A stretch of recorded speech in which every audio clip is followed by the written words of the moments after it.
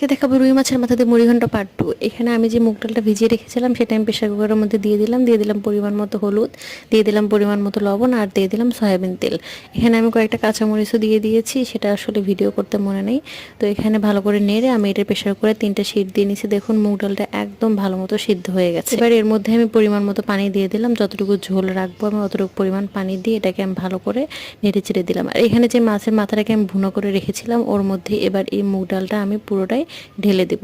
ঢেলে দিয়ে এবার আমি ভালো করে এটাকে মিশিয়ে নেব যাতে করে সবগুলো মশলা আর ডাল একসাথে মিশে যায়। দেখুন মাথাটা কিন্তু আমি আস্তই রেখেছি। আস্তে আস্তে আর এক পাশে আমি পাতিলে পরিমাণ মতো তেলের মধ্যে পেঁয়াজ কুচি দিয়ে দিলাম, সাথে দিয়ে দিলাম 2টা শুকনা মরিচ আর দিয়ে দিলাম এখানে 5 ফোড়ন। আমি পেঁয়াজটাকে ব্রাউন করে ভেজে নিব, আর ভেজে নেওয়া হয়ে গেলে এবার আমি মুগ ডালটাকে বাগার দিয়ে দিব। বাগার দেওয়ার সময় এত সুন্দর একটা গন্ধ বেরোচ্ছিল যা বলার মতো না। তো এখানে লবণটা কম হয়ে গেছে, আমি লবণটা একটু চেক করে লবণটা দিয়ে দিলাম।